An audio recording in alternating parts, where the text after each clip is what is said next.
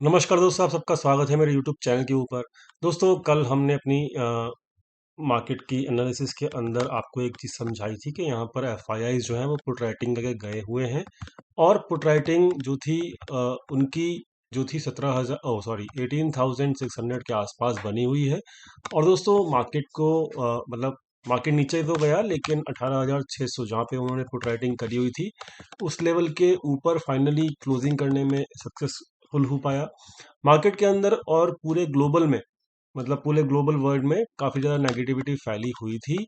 ठीक है, बट फिर भी हम लोगों ने इस नेगेटिविटी को फॉलो नहीं किया लाइव मार्केट के अंदर, और आप लोगों को यही अपडेट किया था कि यहाँ पर मार्केट के अंदर 18,500 से लेके 18,600 की जो रेंज है, इस रेंज के अंदर आपको बिल्कुल भी शॉर्ट नहीं करना। ठीक है, और ये मैं लगातार 2 दिन से अपने फ्री टेलीग्राम चैनल के ऊपर बोल रहा हूँ। दोस्तों, जो भी लोग इस चीज़ को मतलब फॉलो करना चाहते हैं, फ्री टेलीग्राम चैनल के इंडिकेशंस को यूज़ करना चाहते हैं, वो उसके लिए आपको डिस्क्रिप्शन में दिए गए लिंक से फ्री टेलीग्राम चैनल ज्वाइन करना चाहिए। वहाँ पर आपको टिप्स नहीं मिलेंगे, केवल आपको सपोर्ट रेसिस्टेंस के इंपॉर्टेंट लेवल्स मिलेंगे निफ्टी के। दोस्तों, अब बढ़ते हैं आगे। मार्केट के अंदर क्या हुआ देख लेते हैं। मार्केट के अंदर जो है 18,500 से 600 के बीच में एक अच्छा सपोर्ट बरकरार है, अभी तक बरकरार है। और ये सपोर्ट जो है काम डेफिनेटली कर सकता है। दोस्तों, मार्केट जो है इतना गिरने के बाद, मतलब तकरीबन 18,900 से लेके 18,600 300 पॉइंट गिरने के बाद मार्केट में एक डेड कैट बाउंस आने की पूरी पूरी तैयारी चल रही है। मैं आपको पहले ही बता देता हूँ। ठीक है, लेकिन इम्पॉर्टेंट क्या है? इम्पॉर्टेंट मैं आपको 2 दिन से जो इम्पोर्टेंट लेवल बता रहा हूँ वो इम्पोर्टेंट है, आज भी है 18,500 से लेके 18,600 का लेवल। जो कि मैं कम से कम इस लेवल के अंदर, मतलब ये जो लेवल है ना, इस लेवल में मैं कम से कम शॉर्ट करने के बिल्कुल मूड में नहीं हूँ। ठीक है, ये मेरा पर्सनल डिसीजन है, और मैं आपको फ्री टेलीग्राम चैनल पे भी यही चीज़ अपडेट कर रहा हूँ। ठीक है, तो ये बहुत इंपॉर्टेंट बात है। ठीक है, तो कल भी मैं इस लेवल के, कल भी अगर मार्केट इस लेवल के, जो ये लेवल है 100 पॉइंट का, इसके बीच में कहीं मुझे मिलेगा तो मैं शॉर्ट नहीं करूंगा। रीज़न इसके पीछे दो रीज़न है। एक तो एफ आई आई कुछ ज़्यादा एक्टिव नहीं है इस वक्त मार्केट के अंदर। क्यों? क्योंकि दिसंबर मंथ जो है वो चालू हो चुका है, और दिसंबर में वो लोग ज़्यादा एक्टिव होते भी नहीं है। वॉल्यूम्स जो हैं वो कम हो जाते हैं जैसे जैसे हम दिसंबर के अपकमिंग वीक्स में जाएंगे। ठीक है, पहली चीज़ तो ये, क्योंकि दिसंबर में क्रिसमस की छुट्टियों के लिए 10 दिन के लिए एफआईआई छुट्टी पे जाते हैं। तो ये सबको पता है, हर साल का बिहेवियर है। तो ये चीज़, पहली चीज़ तो होने वाली है आगे आने वाले टाइम में, इसको आप माइंड में रखिएगा।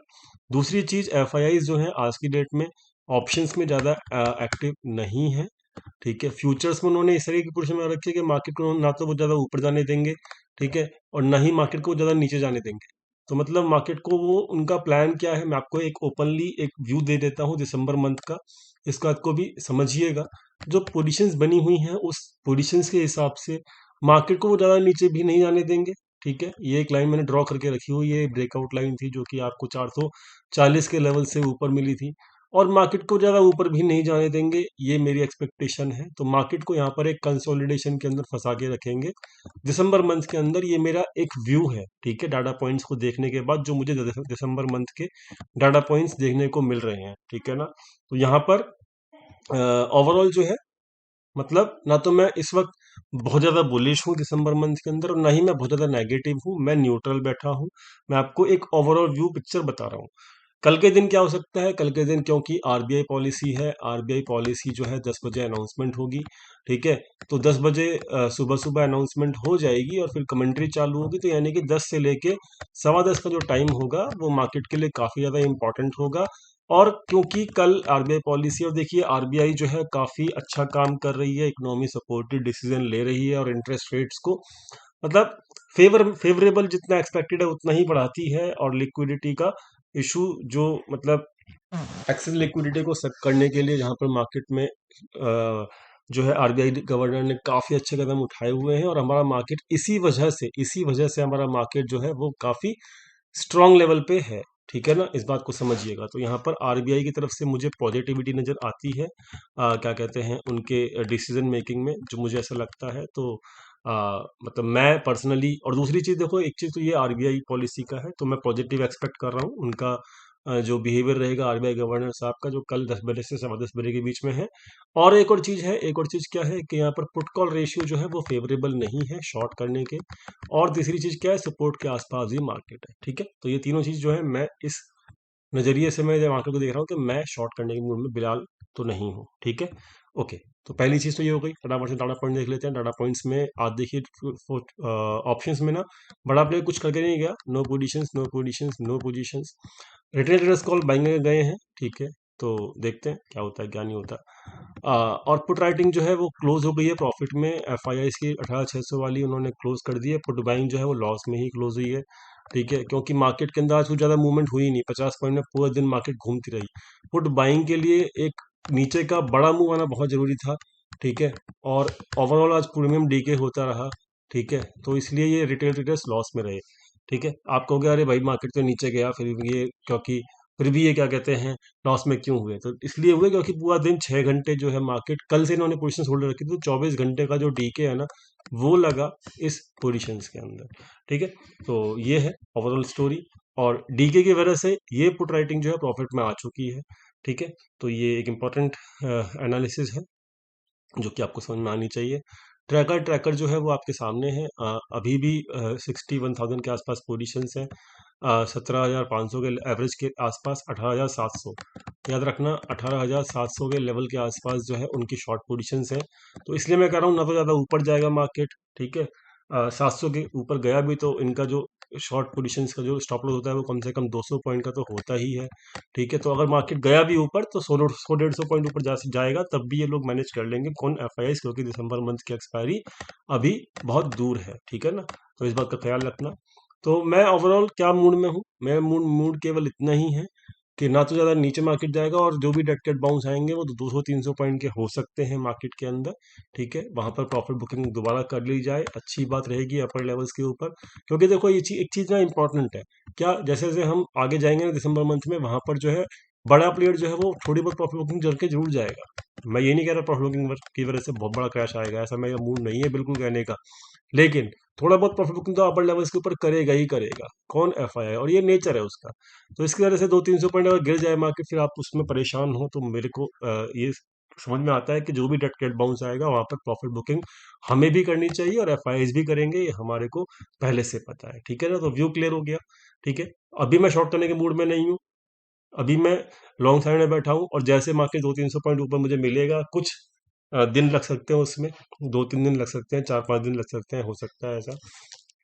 तो वहां पर मैं प्रॉफिट बुकिंग करूंगा और मार्केट को शांति से छोड़ दूंगा।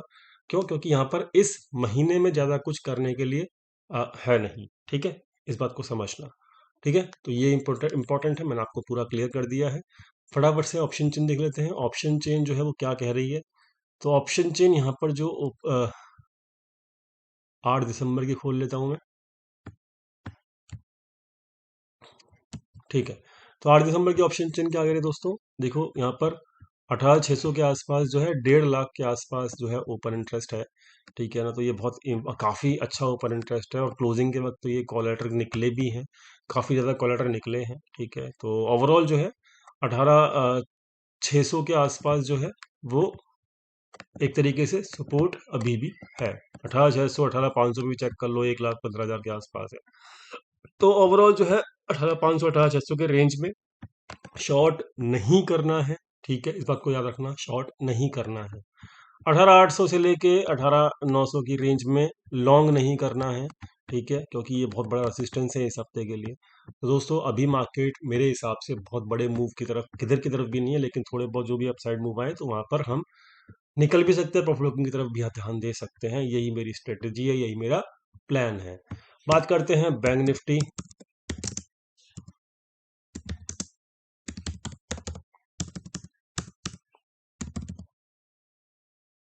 बैंक निफ्टी का प्लान करते हैं।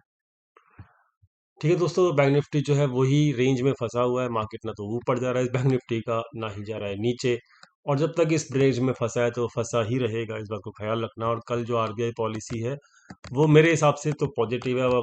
कुछ भी अगर नेगेटिव वहां निकलेगा जो अनएक्सपेक्टेड होगा मेरे लिए, तभी यहाँ पर कुछ डेंट आ सकता है निफ्टी बैंक के अंदर। अदरवाइज निफ्टी बैंक के लिए तो कल एक पॉजिटिव डे होना चाहिए, ये मेरी एक्सपेक्टेशन है।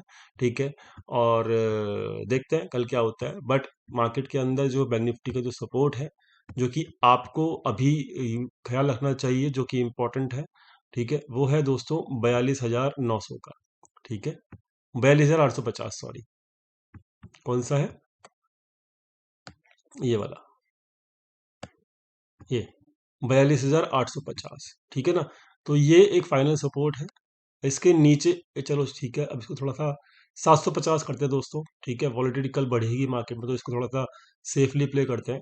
750, दिस विल बी द मतलब सपोर्ट। जब तक इसके ऊपर है कोई दिक्कत नहीं होनी चाहिए किसी को भी। और मार्केट अभी तो रेंज बाउंड है। ठीक है, बैंक निफ्टी का, और काफ़ी दिनों से है रेंज बाउंड, तकरीबन 23 नवंबर से है। तो भाई अगर कोई पॉजिटिव न्यूज़ आती है तो काफ़ी जल्दी से ये इस रेंज को ब्रेक करके ऊपर की तरफ जाने की भी कोशिश कर सकता है। लेकिन कल के दिन का देखते हैं इम्पैक्ट कैसा आएगा। न्यूज़ तो अच्छी लग रही है, बट कैसा होगा क्या होगा वो तो सब आरबीआई गवर्नर साहब के ऊपर ही डिपेंड करता है। उम्मीद कर सकते हैं होगा क्या, वो हमारे हाथ में नहीं है। लेकिन अभी मैं किस मूड में हूँ, मेरा क्या प्लान है, मैं आपको बता चुका हूँ। सपोर्ट के आसपास मैं बाई ही करने के मूड में हूँ, मैं अभी शॉर्ट करने के मूड में नहीं हूँ। तो ये मेरा प्लान है, और मैंने इस तरीके से अपने ट्रेड्स मैनेज किए हुए हैं। बाकी मिलते हैं कल फ्री टेलीग्राम चैनल के ऊपर, लिंक डिस्क्रिप्शन में दिया हुआ है। Thank you so much for watching this video.